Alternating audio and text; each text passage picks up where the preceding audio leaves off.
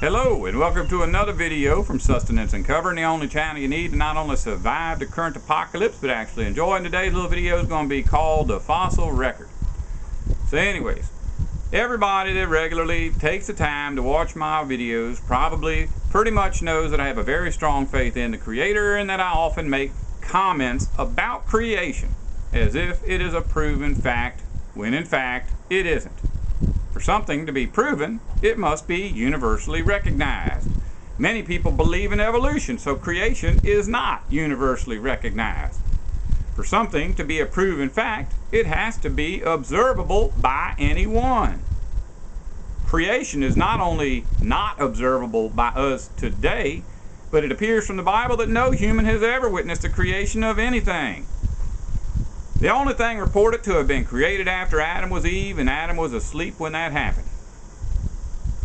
If you believe in something with all your heart, but you're not able to physically show what you believe to another person, you cannot simply proclaim that what you believe is a fact and expect everyone to accept that it is a fact, whether it's a fact or not.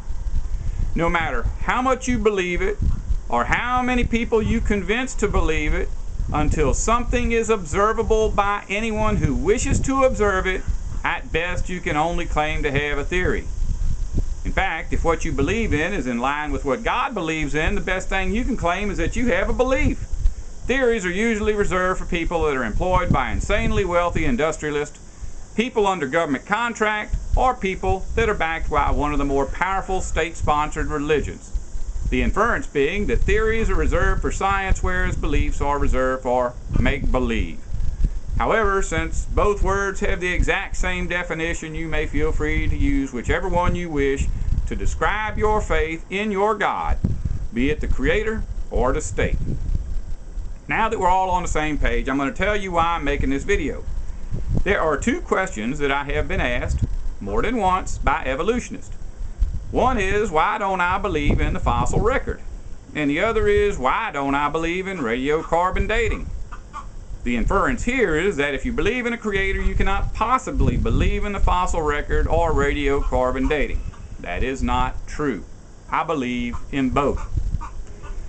Fossils are rocks that are shaped like organic things.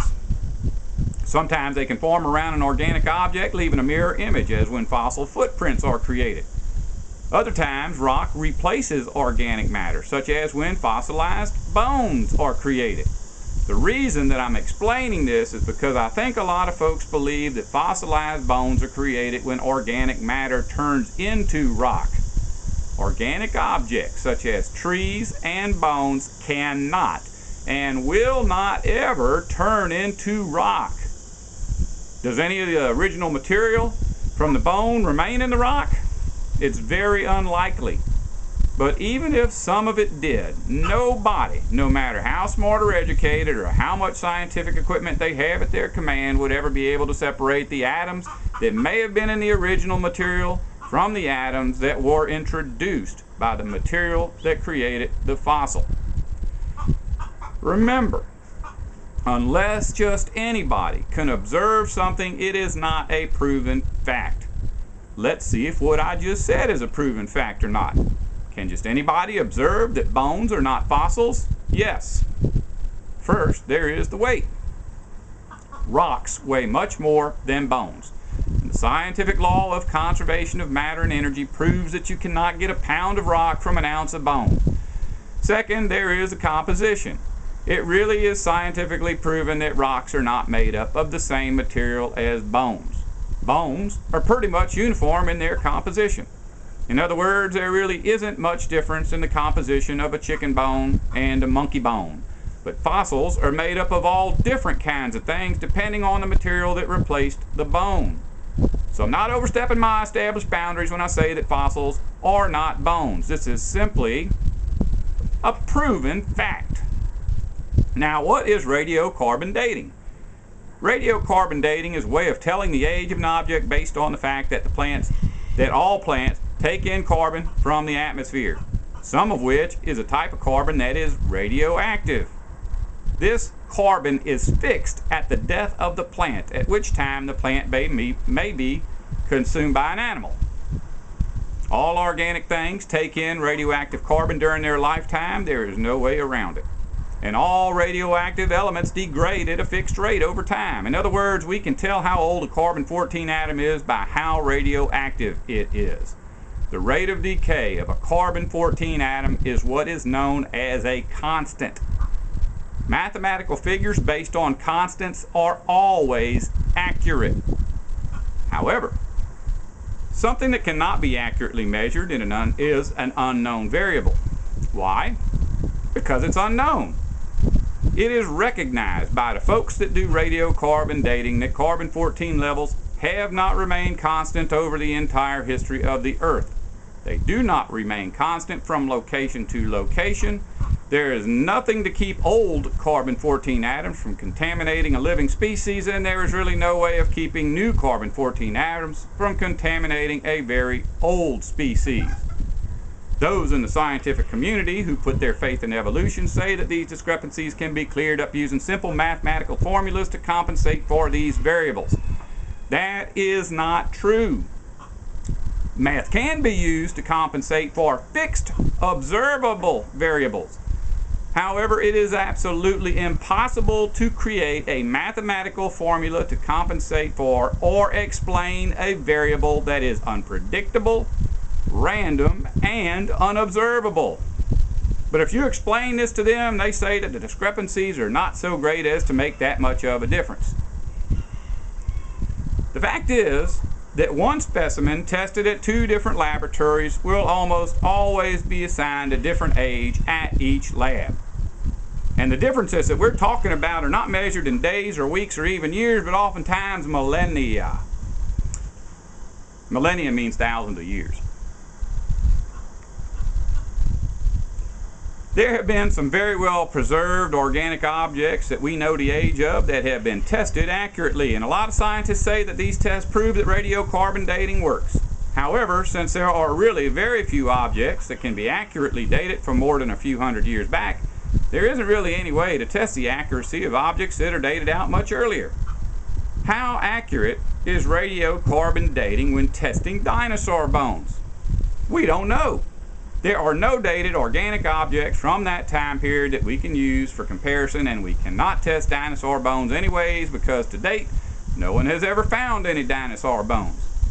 All that we have are rocks made from some unidentifiable material which replaced the original organic bones. Rocks do not have the same nutritional requirements as dinosaurs and therefore would not have to consume plants containing carbon-14. Radiocarbon dating is not much different from fortune telling, but it's viewed differently, mostly because a deck of tarot cards and one of them gypsy costumes only cost about 50 bucks, if that. Whereas setting up one of them radiocarbon dating businesses costs much more, about $1 zillion more. But that doesn't mean a thing, because rich, powerful people have a reputation for buying stupid stuff with other people's money, especially if it somehow adds legitimacy to their claim that they themselves are gods and that there is no God above them. Does the fossil record prove evolution? No. At best, it is evidence of evolution, depending on who you're talking to. Does the fossil record prove creation? No. It's only evidence of creation, and once again, depending on who you are talking to. Does the fossil record prove that there is a government conspiracy to create stone sculptures in the shape of animal bones to trick people into believing in evolution? Once again, no. It is only evidence of a government conspiracy to do such a thing. You see, evidence is subjective, which means that it can be interpreted differently by different people. That's why I say it's evidence depending on who you're talking to. And as complete as we're told that the fossil record is, it really doesn't contain much information at all. At this time, the only way that we can tell one species from another is through chromosomal differences.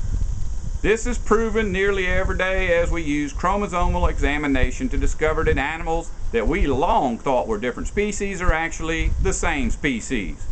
And animals that we thought were the same species are actually very different. And animals that I'm talking about are living, easily viewed animals. So it's quite reasonable for me to assert that rocks that are shaped like the remains of animals and plants are going to be much more difficult to classify than living things. For example, just to get you thinking, if you were to compare the skeleton of a 2-year-old girl from China with the skeleton of a 100-year-old man from Africa, would you be able to prove that the two were of the same species, or would you think that they were two distinct species? Since we're familiar with the life cycle and family differences between members of the human species, we could pretty easily figure it out. But what if you're looking at the skeleton of a 2-year-old female T-Rex from China with a 100-year-old male T-Rex from Africa? No one has ever witnessed the age progression or family differences found within the T-Rex species. Now here's your homework assignment from Sustenance and Covering. Go to Google.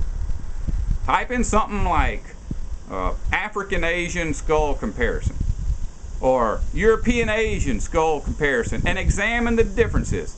Now do the same thing again, only type in Australopithecus Neanderthal skull comparisons or Neanderthal modern skull comparisons, and yes, you will find, that's right, they are different as well. About the same amount of different, in fact. In fact, if you were to go to any cemetery in the world and randomly exhume any two graves, chances are that you would find about the same amount of difference from skull to skull. We are all somewhat different. That's why I'm able to distinguish my wife from my uncle just by using my sense of sight. Without access to an animal's genome, there is absolutely no way to distinguish its species from any other species. All animals have chromosomes. Rocks do not. Fossils are rocks. Now look at the artist renderings of these so-called prehistoric men. Always they have caveman hair, caveman eyebrows, caveman lips, caveman ears, and they're wearing caveman clothes and carrying caveman implements. Just like chromosomes, none of these details is recorded in the fossil record.